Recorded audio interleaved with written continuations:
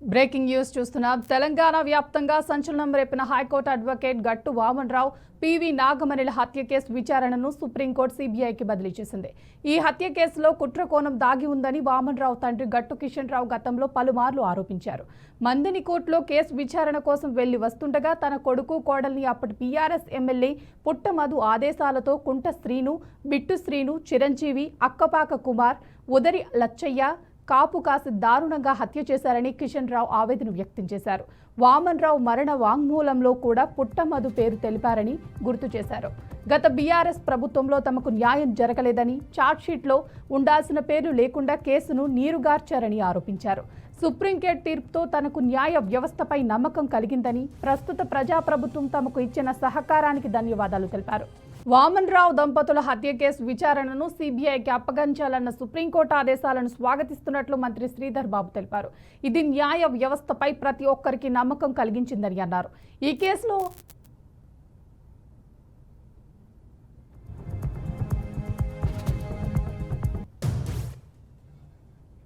ఈ కేసులో అసలు దోషులు వారికి సహకరించినప్పటి ప్రభుత్వ పెద్దలకు శిక్ష పడితేనే ఆ కుటుంబానికి న్యాయం జరుగుతుందన్నారు.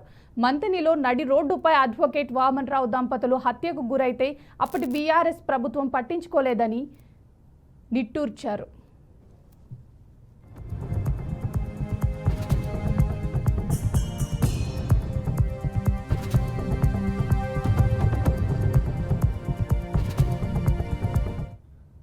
నిష్పక్షపాతంగా విచారణ చేయకుండా అసలు దోషులను కాపాడిందన్నారు.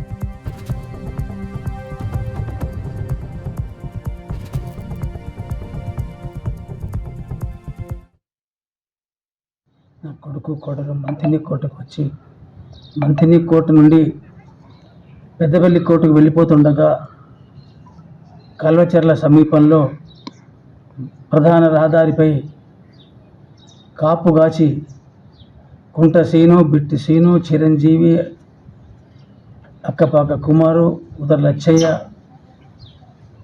వీళ్ళందరూ కూడా ఏకమై పుట్టమధు ఆదేశాల ప్రకారంగా పెద్ద పెద్ద తలకాయలు కలిసి ఆనాటి టీఆర్ఎస్ ప్రభుత్వము, టీఆర్ఎస్ వాళ్ళే కలిసి హత్య చేయించారు. ఆ హత్యలో మాకు ఆనాడు న్యాయం జరగలేదు. న్యాయ వ్యవస్థలో 6 దరఖాస్తు రాస్తే కూడా దరఖాస్తులో నేను చెప్పవలసిన పేర్లను చెప్పనీయకుండా మా ఎంక్వైరీ వెళ్తున్నాడు. ఛార్జ్షీట్ కూడా చక్కగా రాయలేదు. ఆ రోజు అన్యాయం జరిగింది మాకు.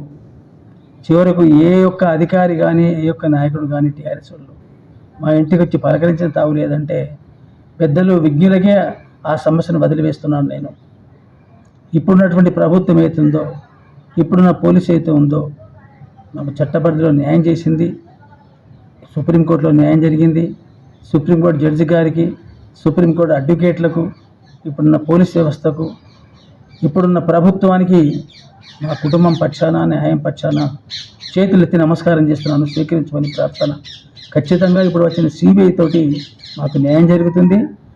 అసలు ముద్దాయిలు ఎవరైతే ఉన్నారో వాళ్ళు బయట పెడతారు. చట్టానికి లాభం జరుగుతుంది, మాకు లాభం జరుగుతుందని చెప్పి పదే పదే ఈ సర్కారుకు నమస్కారం చేసుకుంటూ న్యాయ వ్యవస్థకు, న్యాయాధీశులకు నమస్కారం చేస్తున్నాను.